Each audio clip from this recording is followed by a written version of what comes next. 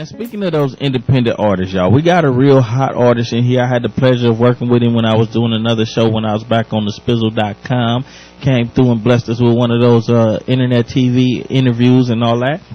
And my man was hot.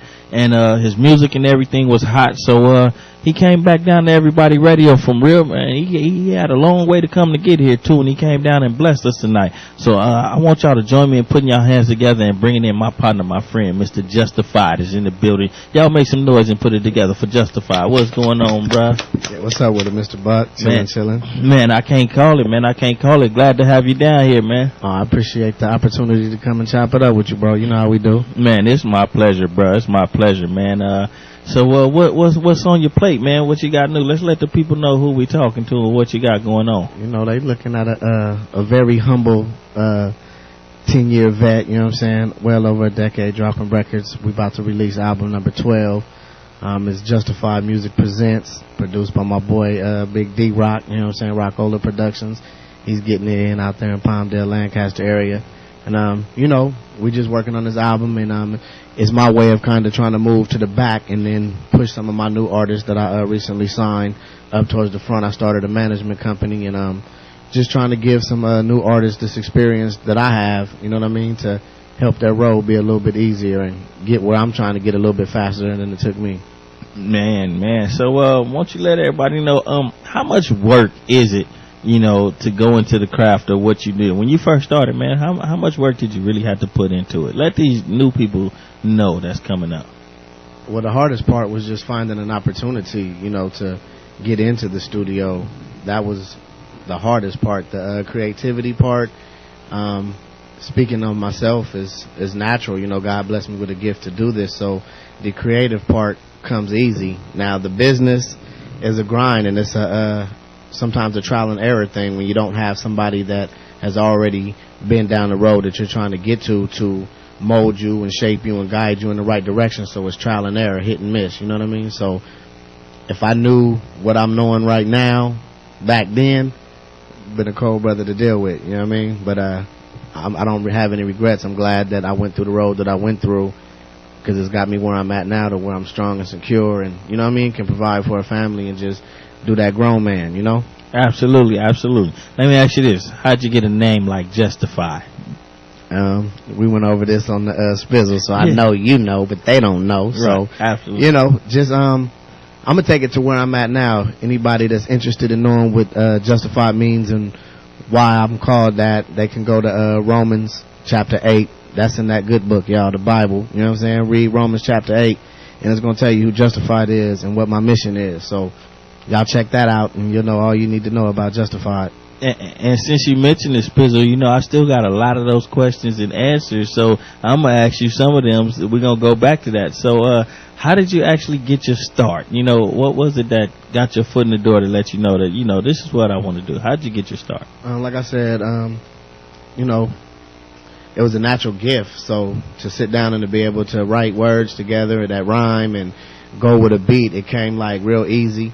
And I started with a group, LOT, Leaders of Tomorrow. That's when we was out there in Compton trying to put it down. And it was something that, you know, all my neighborhood friends were doing. They were rapping, so I wanted to get into that and, you know, fit in. And I just happened to excel at it. And I didn't really get my first opportunity to do what I was knowing how to do was when I ran away from home. I jumped on that Greyhound bus, jumped out the second-story window, you know what I'm saying? Got on that Greyhound and got out to San Francisco, bro, trying to be grown at like 16, and really at that time being ignorant and stupid. But sometimes you got to go down the road to get where you're going to be. And I got blessed and ended up having some family out that way that embraced me and, you know, took me off the street out there, and they had a studio. Cousins had the band. They was rocking the live shows at the little night spots, and I was carrying in guitars and keyboards and helping set up. And one night they, well, come on, get up here and spit a little verse. And it went from there to going into the studio and recording my first few demos. So you was paying your dues at that time, huh, bro? I'm still paying them. So let me ask you this: who are some of, at that time when you was getting started, who were some of your favorite influences? You know, I was definitely feeling Pac at that time. I had even cut all my hair off, was bald headed, was rocking the leather vest with no shirt under it. You know what I'm saying? Was on that toss it up movement.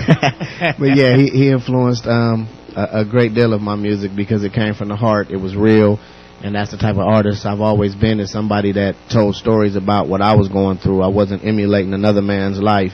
I was just bringing it straight from the gut. So that's why I related to Pac so well, because he tapped into your soul and not just your dance moves, you know? Yeah, I mean, he said it with authority in the way that he said whatever he said, whether he was Brenda's Got a Baby or Hit 'Em Up, you know what I mean? Mm-hmm. No matter what side of the fence he was on that day. You knew he meant what he was talking about. When he did it that day, that's how he felt. I mean, you know, rest in peace to my boy Pac.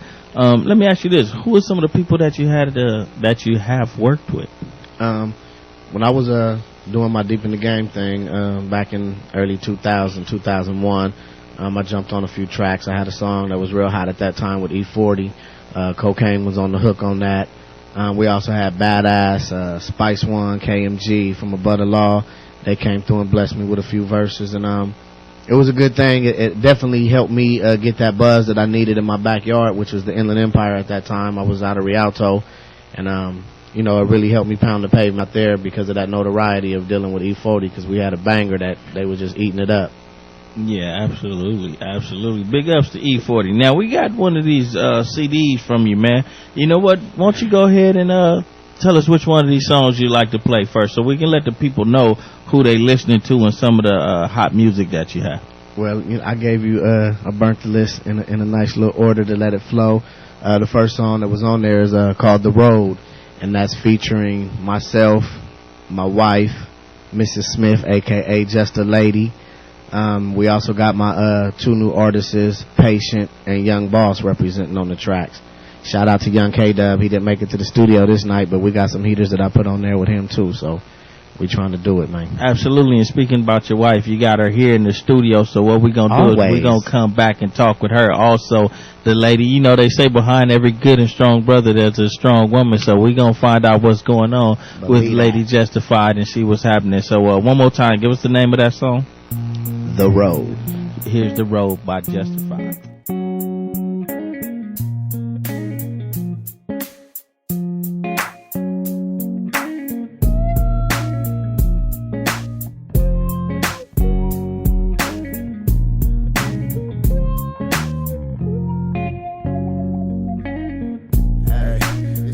Life for me. I get my sunny days, other days it gets stormy. Weatherman didn't warn me, so I'm dressed wrong. No umbrella, caught up in this hailstorm. The rain keep falling, it's his name I keep calling. The sun keeps stalling, so ready for falling.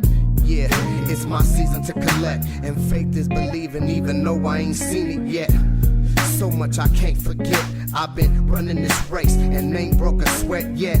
Man, I ain't had to punch a clock to get where I'm going or to get what I got. Got stabbed, not shot. Does that make me a hot shot? Or does God get the glory since he's the author of the plot? Man, I'm just an actor in this play, and he's the director, so I'm doing what he say. Ain't no other path for me. This is where I'm supposed to be. And I'm happy with the road I chose. It's the one that was meant for me. And they keep thinking I'm gon' fall, but I'm gon' show them all. Be who I'm supposed to be. This the road God chose for me. Yeah, yeah. I'm waking up before the sunrise with a vision too. Preparation for the road to take, you know my crew. It's 6 a.m. sipping water.